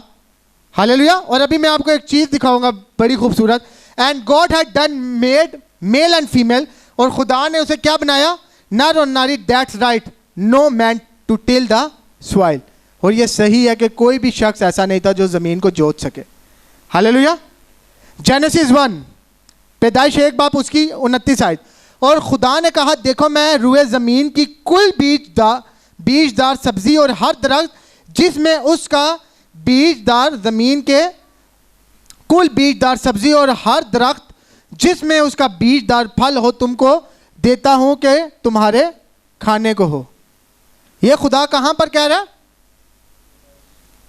पैदाइश 1 बाप उसकी 29 आयत 26, 27, 28 आयत के बाद जब उसने इंसान को बना लिया। हालेलुया। मगर अब आगे देखें, पैदाइश 2 बाप उसकी 4 आयत। ये है आसमान और ज़मीन की पैदाइश जब वो खल्क हुए, जिस दिन खुदा ने ज़मीन और आसमान को बनाया। और ज़मीन पर अब खेत का कोई पौधा ना था। वहां पे खुदा कह दिया, क्या कह रहा है? मैं तुम्हें ये सब कुछ दे रहा हूं ताकि तुम खा सको। हालेलुया। मगर अभी तक ज़मीन पर कोई पौधा ना था, ना मैदान की कोई सब्जी अब तक उगी थी, क्योंकि खुदा ने ज़मीन पर पानी नहीं बरसाया था, और ना ज़मीन जोतने को कोई इंसान था। तो जब खुदा वहां पर सब्जी का और फल का और हर चीज का वादा कर रहा है, तो यहां पर ये क्यों नहीं मिल रहा थे? क्योंकि खुदा जब वादा कर रहा था, वो पैदाइश 2 वाले इंसान के साथ वादा कर रहा था, 1:26 वाले इंसान के साथ वादा नहीं कर रहा था। क्योंकि 1:26 वाला जो इंसान था वो थियोफनी थी, वो कलाम था, और कलाम को खाने पीने की जरूरत नहीं पड़ती। दूसरे अल्फाजों में खुदा 1 बाप उसकी 29 आयत में बता रहा है कि मैं एक ऐसा इंसान बनाऊंगा जो कि सब्जी और फल और इस तरह की चीजें खा सकेगा।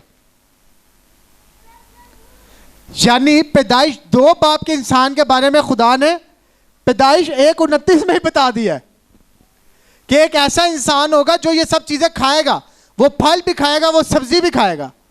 हालेलुया। Praise the Lord. आगे लिखा, बल्कि जमीन कहर उठाती थी और तमाम रूहें ज़मीन को सैराब करती थी, और खुदा ने ज़मीन की मिट्टी से इंसान को बनाया और उसके नथनों में ज़िंदगी का दम फूंका, तो इंसान जीती जान हुआ। Praise the Lord. आपकी थियोफनी जब बनी है, उसके कई वक्त के बाद ये जिस्म जो सा है ये बनाया गया। हालेलुया। अब खुदा ने फिर क्या किया कि आपकी सोल जो सी है वो कहाँ पर रखी? आपके अंदरूनी से अंदरूनी हिस्से में, ताकि इसको कोई छेड़ ना सके। हालेलुया। और आदम और हवा के ऊपर जो सा थियोफनी थी। हालेलुया, तब वो गिराएंगे। मगर ब्रदर ब्रैनम क्यों कहते हैं कि अब जो दुल्हन है वो गिराई नहीं जा सकती? क्योंकि अब उसकी सोल के अंदर है सब कुछ। Praise the Lord. तो खुदा ने आपका हेवनली डीएनए कहाँ पर बनाया? 2 बाप उसकी 7 आयत में। क्योंकि उसने अपने उसके नथनों में जिंदगी का दम फूंका, यानी उसमें लिविंग ब्रेथ, लाइफ डाली। लाइफ किस चीज में? खून, यानी आपके अंदर उस वक्त खून है आपके जिस्म के अंदर। और दूसरा क्या है? फूंका तो इंसान जीती जान हुआ। जब खुदा कह रहे हैं इंसान जीती जान हुआ, इसका क्या मतलब है? कि जान जोन सी है, जब तक आपकी जान आपके अंदर है आप जिंदा हैं, क्योंकि आप जानवर नहीं हैं मुकम्मल तौर पे। किसी हद तक आप जानवर हैं मगर मुकम्मल तौर पे नहीं है। हालेलुया। तो जो आपकी जान है वो एक ऐसी चीज है जो आपको खुदा के साथ जोड़ सकती है। और जब खुदा ने आपके अंदर जान रखी, तब आप जो थे वो लिविंग बीइंग या वो इंसान बने जिसे खुदा आगे इस्तेमाल करता बाग के लिए। मगर उससे पहले अगर वो आपको सिर्फ बॉडी और उसमें बनाता रूह में, तो जानवर तो पहले भी थे, मगर इंसान कब जीती जान हुआ? जब उसने बॉडी, सोल, स्पिरिट तीनों में उसे रखा। हालेलुया। और जब वो तीनों में रखा गया, तो आप इसमें फर्क समझिएगा कि आपकी थियोफनी एक 26 में बन चुकी है। एक 29 में वो कह रहा है कि मैं जो है तुम्हें खाने के लिए देता हूँ फल और सब्जियां, मगर आपकी थियोफनी ना खा सकती है ना पी सकती है। और फिर 2 बाप उसकी 4 आयत में कह रहा है कि ज़मीन पर अभी तक कोई फल नहीं था, क्योंकि ज़मीन जोतने को कोई इंसान नहीं था। तो एक 29 को जोन सा है वो जब आप जोड़ के देखेंगे 2 बाप के इंसान के साथ, तो असल में वो प्रोफेसी हो रही है, वो नबूवत हो रही है कि एक ऐसा इंसान भी होगा जो ये सब कुछ खाएगा। Hallelujah, praise the Lord. थोड़ा सा कंफ्यूजिव है, मैंने ये पॉइंट सिर्फ आप लोगों को इसलिए दिया आखिर में क्योंकि नेक्स्ट टाइम मैं इसके ऊपर बहुत ज़्यादा डिटेल में बात करना चाहता हूँ, सोल और थियोफनी के ऊपर। मैं आज किसी और पॉइंट के ऊपर बात भी करना चाहता था कि किन लोगों की थियोफनीज हैं बाइबल के अंदर और किन की नहीं है, मगर मैं आज इसलिए नहीं कर रहा क्योंकि मैं इसे ज़्यादा लंबा नहीं करना चाहता और टाइम ऑलरेडी काफ़ी हो चुका है। तो खुदावंद आप सबको बरकत दे। हम सब अपने कदमों पे खड़े होंगे। हालेलुया। हम सब अपने सरों को झुकाएंगे और दुआ करेंगे। कादर मुतलक खुदावंद तेरा शुक्र करते हैं इस फजल के लिए, इस मोहब्बत के लिए कि खुदावंद यीशु मसीह नासी तू अपनी गहरी बातों को हमारे ऊपर जाहिर करता है। और कादर मुतलक खुदावंद हमें वो फजल देता है, कादर मुतलक खुदावंद वो अकल बख्शता है कि हम उसे समझ सकें। कादर मुतलक खुदावंद बेशक इंसानी अकल के साथ, इंसानी फ़हम के साथ ना हम इन चीज़ों को जान सकते हैं कादर मुतलक खुदावंद, मगर जब तू अपना रूह हमें देता है तो कादर मुतलक खुदावंद समझ में आती हैं। कादर मुतलक खुदावंद बाप वो आसमानी इन्फ्लुएंस, वो आसमानी असर हमारे अंदर लेकर आ, ताकि खुदावंद लोग देखें और जान सके कि कादर मुतलक खुदावंद की जो हम रह रहे हैं खुदावंद हमारे ऊपर तेरी हुक्मरानी है कादर मुतलक खुदावंद। और कादर मुतलक खुदावंद इन चीज़ों को और ज़ोर से और खुदावंद यीशु मसीह नासी क्लियरेंस के साथ अपने लोगों के ऊपर जाहिर कर कादर मुतलक खुदावंद मेरी बड़ी मदद कर। इन यहाँ पर खड़ी एक जान को खुदावंद तेरे हाथों में देता हूँ कादर मुतलक खुदावंद, ताकि ये जान सके कि ये सिर्फ अल्फाज नहीं है, ये सिर्फ बातें नहीं, बल्कि ये असलियत है इनकी, और ये देख सकेंगे असल में जो ये हैं कादर मुतलक खुदावंद तो इनके सामने जाहिर कर रहा है कादर मुतलक खुदावंद। और कादर मुतलक खुदावंद जैसे तेरे नबी ने कहा कि जब हमारे ऊपर हमारी असलियत जाहिर हो जाती है तब हमारे लिए ये बहुत आसान हो सक जाता है कि हम तेरे कलाम के साथ खड़े रहें, तेरे कलाम पर खड़े हो जाएं कादर मुतलक खुदावंद। कादर मुतलक खुदावंद तो हमें कलाम बनाना और इस कलाम को हमारे ऊपर जाहिर करना, और जो कुछ कादर मुतलक खुदावंद तू मनादी के तौर खुदावंद शक्ल में हमारे सामने लेकर आए वो खुदावंद हमारे जिस्मों से जाहिर हो, ताकि खुदावंद दुनिया देख सके कि खुदावंद यीशु मसीह नासी हम अलग हैं और हम इस दुनिया का हिस्सा नहीं है कादर मुतलक खुदावंद। बाप एक एक के साथ हो, एक एक को बरकत दे कादर मुतलक खुदावंद, और इन सब की बड़ी मदद, हिफाजत और रहनुमाई कर। इनकी आंखों को खोल ताकि ये तुझे देख सके और तुझे जान सके कादर मुतलक खुदावंद। बाप इस ईमान के साथ कि जो कुछ मैंने मांगा तूने बख्श दिया, मैं सब कुछ मांग लेता हूँ हमारे प्यारे खुदावंद यीशु मसीह नासरी के नाम से, आमीन।